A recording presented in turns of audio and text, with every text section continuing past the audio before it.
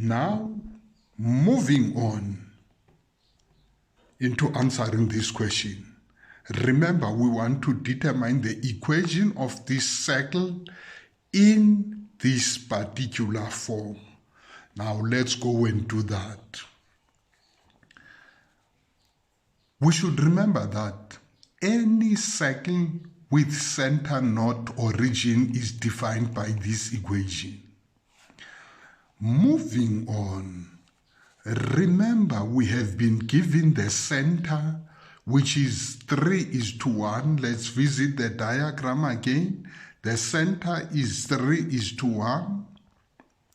Then we have the point P, which is -5, which is 5:-5, sorry. Now, let's go to this.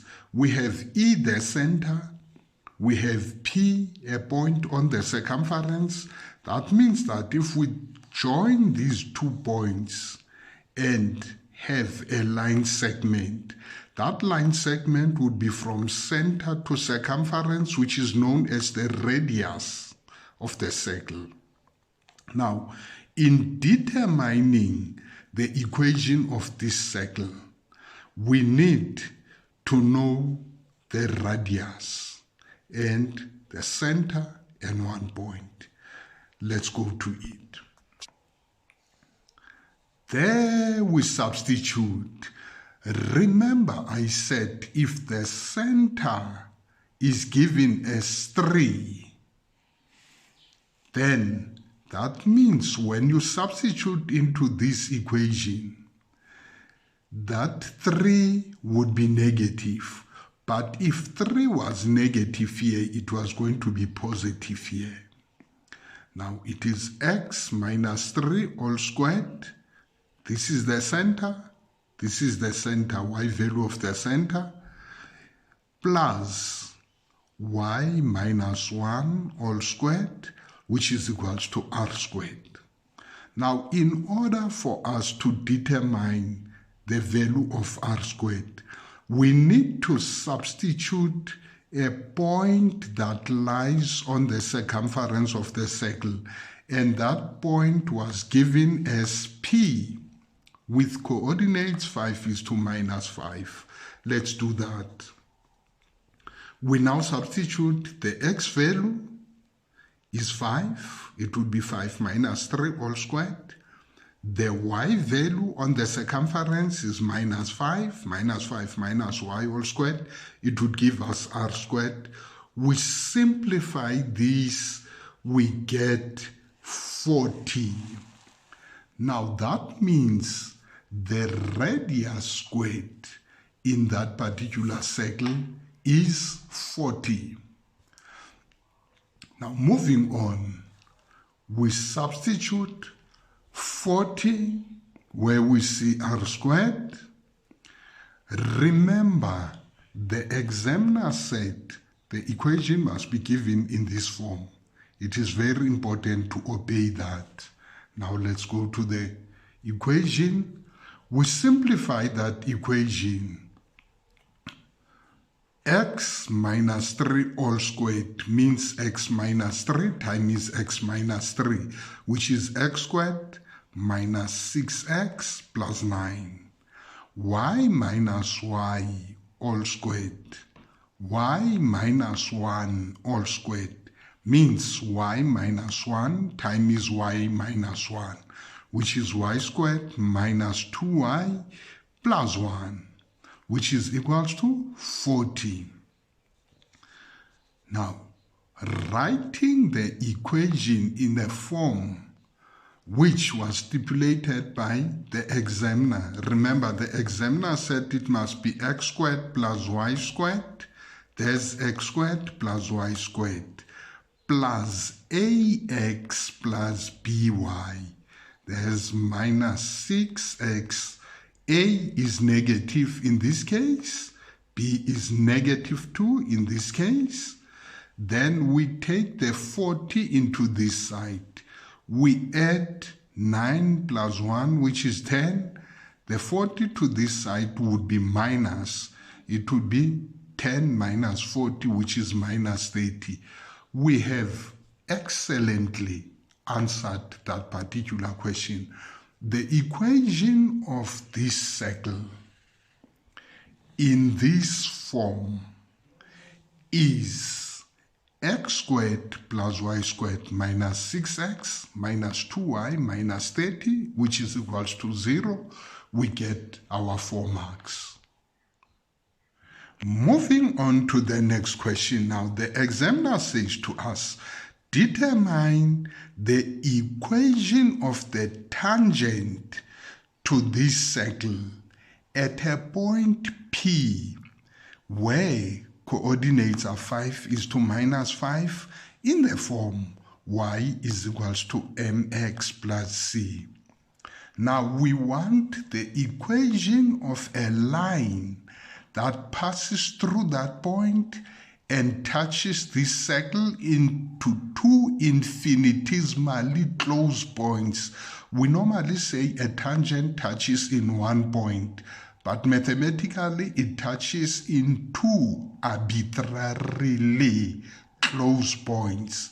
Now, determining this, remember the examiner says it should be in a form y is equals to mx plus c for 5 marks. Let's go and do that. Now, the tangent at P would be y is equals to mx plus c. There's a very important thing that we should remember about this now. Let's go back there. Remember, you have a radius which is drawn from there to that point. Now you have a tangent. In Euclidean geometry, we taught you that a radius and a tangent are perpendicular at a point of contact. The reason was tan radius or tan diameter. Now you should remember that it is very important, it will help you. These two lines are perpendicular at a point of contact. We need to determine the gradient of line PT. Now let's call that line PT. Determining the gradient of this line would be difficult because we only have got how many points? 1 point in this line. But if you remember this, it won't be a challenge at all because you know condition of perpendicular lines. Okay? I'm going to determine the gradient of EP, which is perpendicular to PT. I'm going to determine that gradient, which is perpendicular to that particular line. Now, determining this gradient, remember that gradient is change in y over change in x. We have 2 points, point E and point P. Now, the y value of point E minus the y value of point P divided by the x value of point E divided by the minus the x value of point P will give us the gradient. In this case now, remember, it is 1 minus 5, which is 1 plus 5. 3 minus 5, that would give us 6 divided by 2, and it would be negative because 5 is negative there. The gradient of EP, which is the radius, is minus 3. Now, what also have we learned in analytical geometry? We have learned that if two lines are perpendicular to one another, the products of their gradients would be -1. When you multiply the two gradients, you must get -1. The reason is the fact that the two lines are perpendicular. Now, remember the gradient of EP is -3. I'm looking for this one. The gradient of PT would be equals to 1 divided by 3. I now substitute the gradient of PT into the equation. Y is equals to mx plus c. M is 1/3. Now I'm looking for the value of c. How do we do that? We substitute a point that lies on this line into this equation. The x value is 5. The y value is -5. Let's do that. There we go. Now we've got -5, which is equals to 1 divided by 3 multiplied by 5 plus c. We would be able to get that value. We get -5 minus 5/3 when we take this one into that side after simplification, which is -20 divided by 3. Now, the equation of the tangent to this circle that passes at point P is therefore equals to 1 divided by 3 minus 20 divided by 3. We get ourselves that perfect 5 marks. Next question, my friends, 4.2 says, a smaller circle is drawn inside the big circle. The line EP is now the diameter of the smaller circle. Let's go and see what they are telling us. They draw a smaller circle here. There's that circle. Such that EP is the diameter of this small circle. Friends, if you want me to draw this, let me do it for you so that you understand what we are talking about. I have drawn a smaller circle for you as stipulated in the question. Now, EP is the diameter of this circle, which is drawn inside the big circle. Remember, EP was the radius of the bigger circle, and now it becomes the diameter of the smaller circle. Now, from this, the examiner says to us, determine the coordinates of the center of the smaller circle. There's your smaller circle. There's the diameter.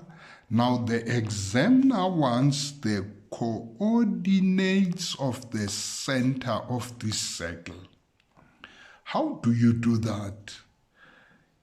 You've got point E, you've got point P, which forms a line segment that is a diameter.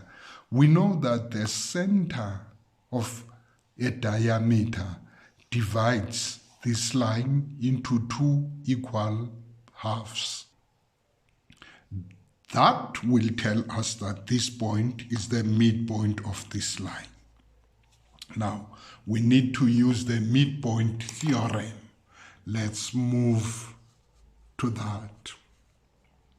Midpoint theorem, the midpoint of the line EP is XE plus XP divided by 2, which is 2, YE plus YP divided by 2. We substitute those coordinates. The x value of E was given as 3. The x value of P was given as 5. The y value of E was given as 1. The y value of P was given as -5. Then we simplify. The center of the smaller circle would be 3 plus 5 divided by 2, which is 4, is to 1 minus 5 divided by 2, which is -2. Now, we have answered this question. Coordinates of this point are 4 is to -2. Moving on, it says determine the length of the radius of which circle now? The smaller circle. Now, doing this one, you can use the distance formula. Remember, you know this point, you know this point, you know that point, you know that point. You can just determine this distance or determine that distance, which is from center to circumference of the smaller circle. That would be the radius. What I did was, I still remember that this diameter to the smaller circle was actually the radius to the bigger circle.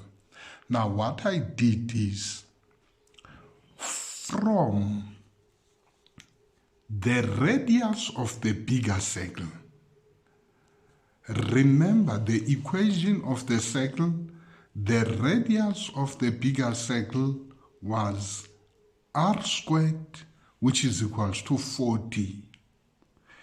EP squared, which is equals to 40. It was the radius of the bigger circle squared.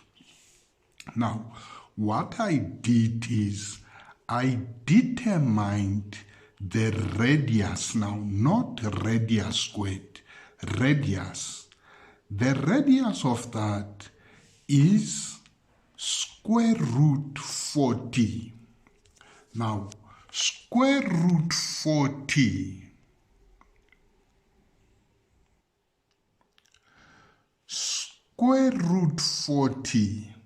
is the same as square root 4 times 10. And the square root of 4 is 2. It would be square root 40, which is 2 root 10 in a set form.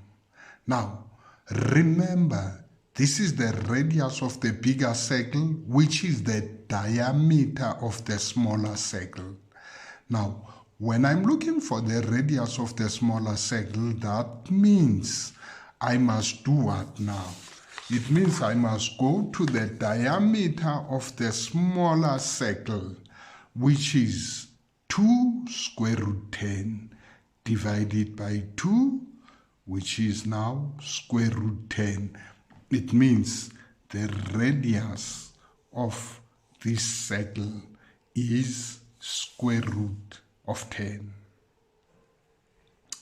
Moving on to the next question now. It's a beautiful one. It says, hence or otherwise, determine whether point C with coordinates 9:3 lies inside or outside the circle with center E. Be very careful, folks. We want to determine whether this side or whether this point lies inside or outside this particular circle. We should be very careful with that now. Let me repeat the question again. Is C with coordinates 9:3 inside or outside circle with center E? Now, how will you do that? When you take the equation of the bigger circle, which we determined earlier on, that was x minus 3 all squared plus y minus 1 all squared equals to 40. If when you substitute point C here, whatever value that you get on the left-hand side is smaller than 40. Remember, 40 is the radius of the bigger circle squared. If this value, after substituting this point, is smaller than this, it would be telling us that the point C lies inside the circle. Scenario number 2. If when we substitute this point into this equation, we get the left-hand side that is equals to 40, it would mean that this point lies on the circumference of the circle, because now this is equals to the measure from center to circumference, which is the radius. Scenario number 3, if when you substitute this point here, you get the left-hand side that is greater than 40, it would therefore tell you that this point lies outside the circle. Now, remember we have 3 scenarios. Let's demonstrate them there. If the left-hand side is smaller than the radius, it means the point is inside, somewhere inside the circle. But if when you substitute point C, you get the left-hand side which is equals to the radius, it would be telling you that the point lies on the circumference of the circle. Scenario number 3, if you get a value which is greater than r squared in the equation, greater than 40, it means it lies outside the circle. Now let's go and do it. Now, we take the equation of the bigger circle, we substitute 9 is to 3, which is point C. We get 9 minus 3 all squared, plus 3 minus 1 all squared. We simplify this, it becomes 36 plus 4, which is equals to 40. What can we see now here? The left-hand side is equals to the right-hand side, meaning that r squared becomes this value when we substitute 9 is to 3. Now what does it tell us? It tells us that point C lies on the circumference of the circle. We have answered that question.